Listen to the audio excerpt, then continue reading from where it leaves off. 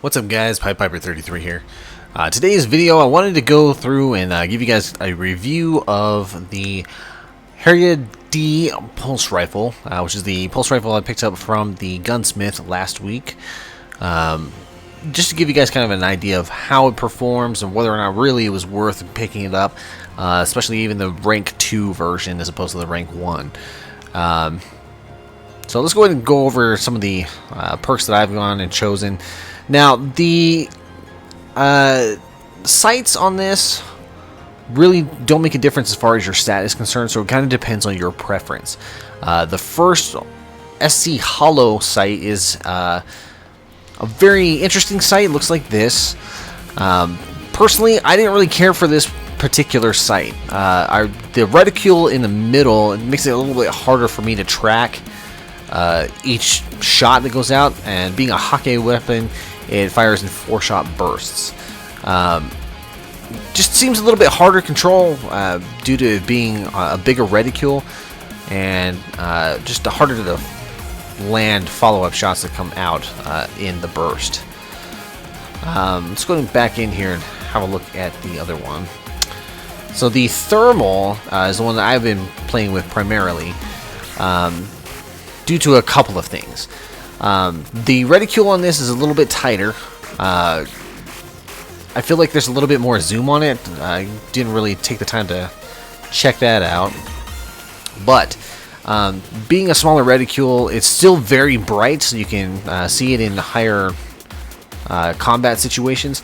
The other thing is with this particular sight is that it's a thermal sight, which is going to highlight, as you can see, enemies that pop up. Which is absolutely perfect for when you're trying to see enemies a little bit further off and whether or not they are actually there. So as you can see, some of the hive over here, pick them up real quick. This one over here, these two guys up there, this guy's actually seen me, so I'm gonna back up.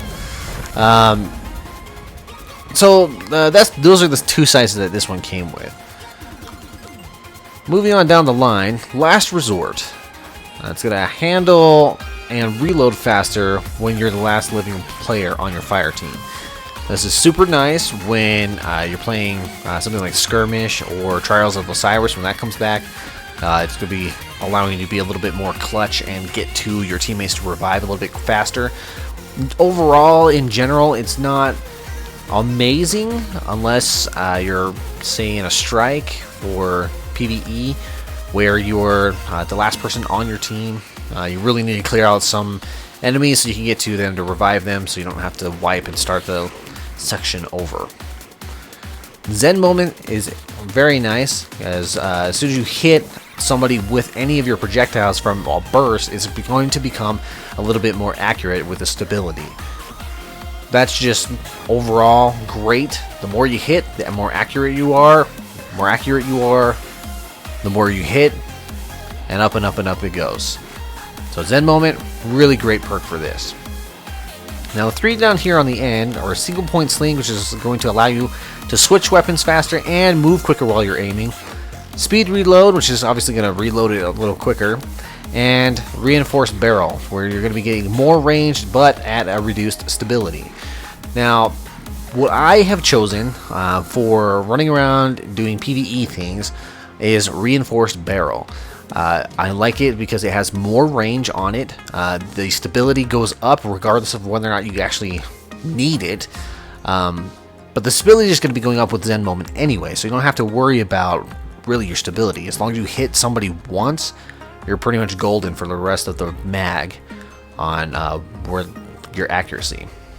But the range, you're going to be dealing more damage, so the damage drop-off won't be as severe, which really is just great when you're trying to kill things at a distance. And lately, I feel like that's where pulse rifles are really going to start shining, is that middle to long distance, but not quite as long as, say, a scout rifle or a sniper rifle. But that's definitely what I would be doing. The speed reload, it's up to you guys on whether or not you want to use this. I don't feel like this is a better option than the reinforced barrel or single point sling. Now, if you're going to be doing PvP things, as you'll see here, I'm using single point sling in this footage. Now, single point sling is going to be allowing me to switch weapons way faster and be moving quicker while I'm aiming. So if I need to go from my special weapon to my primary weapon, definitely a lot faster.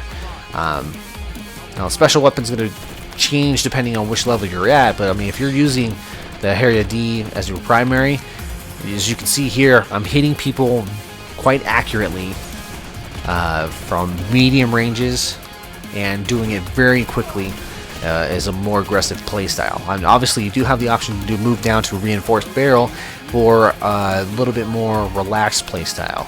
And the fact that you can switch this up in the middle of a match is perfect. But overall, I really think that the weapon is a pretty good pulse rifle for both PvE and PvP, and the fact that you can switch those up fairly quickly is really nice. I do wish that there was a better option for the sights on the gun, but again, the SD thermal sight is a very, very good thing in both PvE and PvP, especially for those that have hunters and things using smoke. The thermal sight's going to allow you to see through those and highlight enemies, so you don't really have to worry about that at all. Obviously, being invisible, that's not going to come up on your scope, but the rest of it really is going to work really well. Especially if you're thinking that people are hiding in different areas that you may not be able to quite see them, so if somebody's head glitching, this is definitely a great sight to have on the weapon. I was kind of worried about it not doing so well in PvP. Honestly, I've been doing fairly well in the Crucible with it throughout all my testing, but I really honestly wouldn't use a pulse rifle over something like a scout rifle or an assault rifle, personally. But if you're looking for a really good pulse rifle, this is definitely something I would definitely pick up from an arms day order next time it's available, if you're looking for a pulse rifle.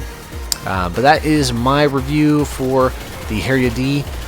Let me know what you guys think about this gun.